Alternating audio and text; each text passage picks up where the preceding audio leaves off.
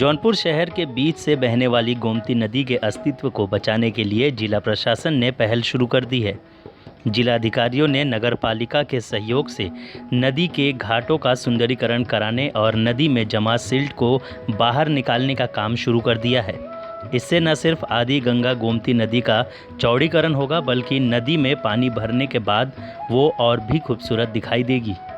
जिला प्रशासन के इस पहल की लोग खूब सराहना कर रहे हैं। जिला अधिकारी के निर्देश पर नदियों के चौड़ीकरण का कार्य किया जा रहा है।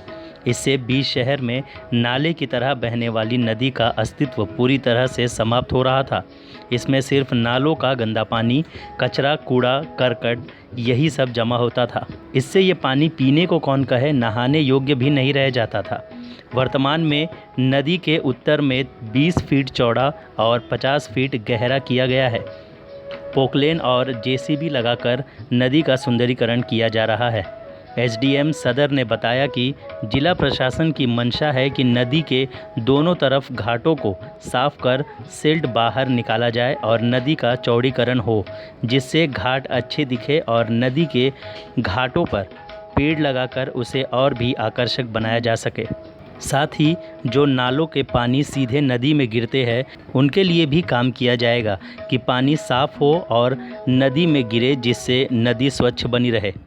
जौनपुर शहर में बीच से होकर के बिल्कुल, जिसको आदि गंगा कहते हैं, गोमती प्रवाहित होती है।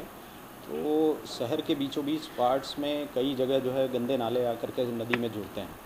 तो एक सामान्य प्रक्रिया है, सभी शहरों में आके नाले गिरते ही हैं, लेकिन उसमें दिक्कत ये थी कि कभी भी उसमें जो सिल्ट जमा हो गई या बरसात के पानी से आकर के नदी की धार में पूरी तरह से सिल्ट बैठ गई है, कई सौ सालों से उसको छुआ नहीं गया, तो वो नदी काफ़ी पतली हो गई थी और गंदी भी दिखती थी। तो हम लोगों ने ये सोचा, जिलाधिकारी महोदय ने और नगर पालिका ने, कि इसको हम लोग सफाई का काम करते हैं। तो जो भी गंदगी है नदी के बीच में, उसको सब जो है पोकलैंड मशीन और जेसीबी नगर पालिका की लगा करके, और सद्भावना पुल और जो शाही पुल है, शहर की जो पुरानी विरासत है, शाही पुल 400 साल पुराना पुल है, तो दोनों के बीच में खुदाई करके नदी के किनारों को चौड़ा किया गया है। और जो मिट्टी निकल रही है उसके किनारे पर भर करके हम लोग एक फुटपाथ बनाएंगे उसमें हल्का सा, और किनारे पेड़ भी लगाएंगे, ताकि जो ग्रीनरी है वो भी बढ़ सके, सुंदर हो, और सुबह लोग उस पर टहल सकें।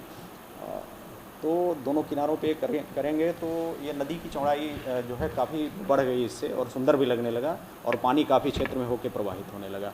अभी आगे भी प्लान है, आगे बात की गई है कि जितने नाले आके गिर रहे हैं उसमें ट्रीटमेंट प्लांट हम लोग लगाएं, ताकि जो गंदा पानी है वो सीधे नदी में ना गिरे, पर उसको शोधित करके ही गिराया जाए।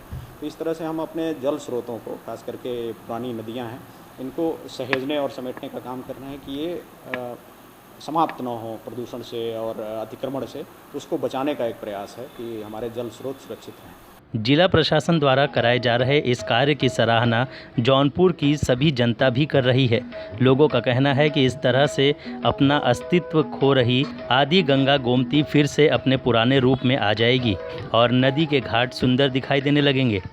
जिला प्रशासन के सहयोग से जो जौनपुर में सौंदर्यीकरण का ये जो कार्य कराया जा रहा है, ये पूरे नगर क्षेत्र में ये काम दिख रहा है, लेकिन जो है गोमती के तट पे जो ये जिला प्रशासन के सहयोग से कार्य हो रहा है, ये आने वाले समय में जौनपुर की जनता को इसका लाभ दिखेगा, क्योंकि इससे जौनपुर की गोमती नदी का पानी भी संचय होगा।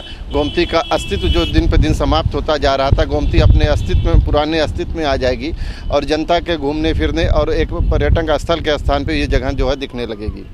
वैसे तो पूरे शहर में जिला प्रशासन द्वारा सुंदरीकरण का काम किया जा रहा है, लेकिन आदि गंगा गोमती के अस्तित्व को बचाने और उसके सुंदरीकरण के लिए किए जा रहे इस काम से न सिर्फ हमारी नदियाँ स्वच्छ रहेगी, बल्कि जल संचय भी रह सकेगा। साथ ही साथ शहर की सुंदरता में चार चांद लगेगा। जौनपुर से अमित गुप्ता की रिपोर्ट।